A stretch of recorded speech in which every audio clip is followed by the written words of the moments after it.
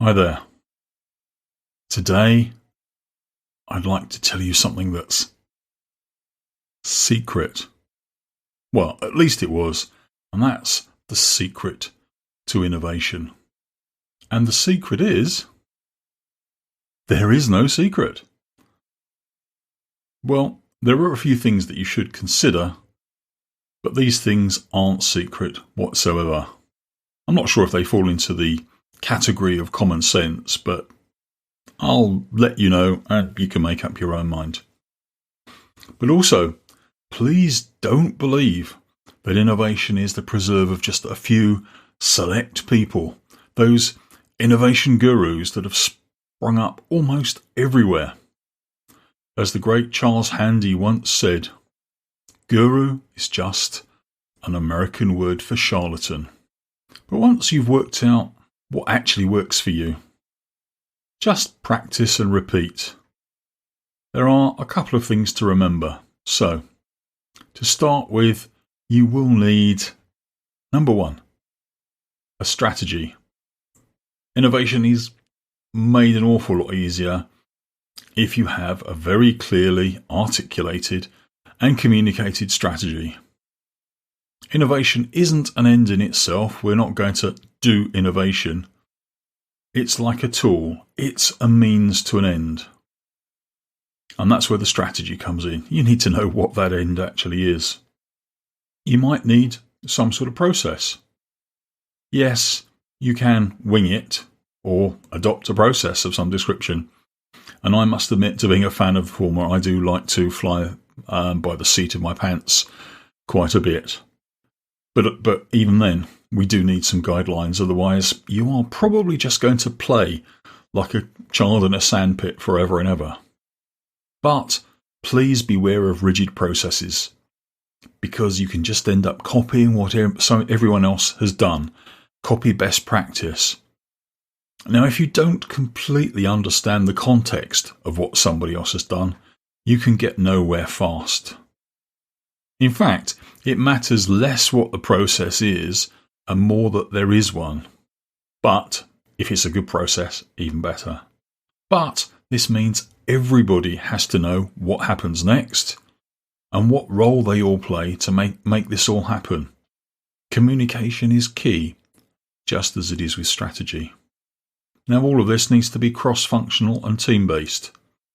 So what I mean by this, it's not the responsibility of a single department or an individual. Innovation touches every part of a company, hence the link to strategy. And it needs the widest possible understanding from every part of the business. So we're not talking about an R&D department. We're not talking about the director of innovation. We're talking about everybody playing their part. And the fourth strand is customer focus. If you're going to win, you need to be tuned into the needs of your customer. There's a huge difference between providing a customer with what you think they want and what they actually need or want. You need to be in their shoes. So having said that, here's 4 very quick top tips if you're thinking about getting to grips with innovation. Some more secrets, if you like. Number 1, there aren't any shortcuts.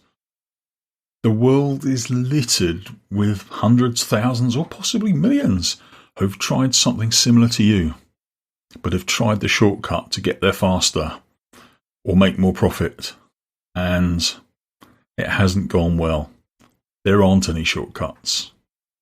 And following on from that, complacency. It's one of your biggest enemies. If you're going to be doing something groundbreaking, something original, don't stop when it sort of works. You'll be optimizing mediocrity. Be willing to experiment and go further to get what you want. This is what's going to differentiate you from the competition. Now, life will also get very uncomfortable. There is a famous quote from Thomas Edison regarding the ratio of inspiration to perspiration, and that was with respect to genius. He said it was 1% inspiration, 99% perspiration. Innovation is a little bit like that, so be ready to perspire once you've been inspired.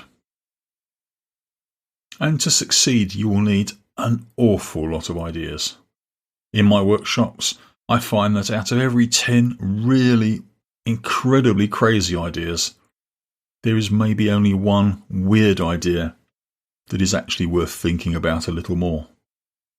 And out of every 10 of those weird ideas, there may only be one worth devoting any resources to. In reality, the overall ratio of really crazy to sensible might be nearer to 1,000 to 1 than 100 to 1. But I hope all these haven't actually scared you at all, just shone a little light on the path. You can do all of this without the help of those gurus, as I said before.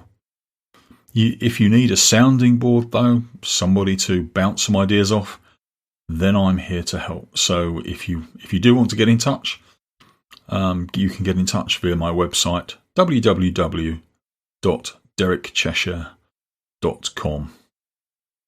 Good luck.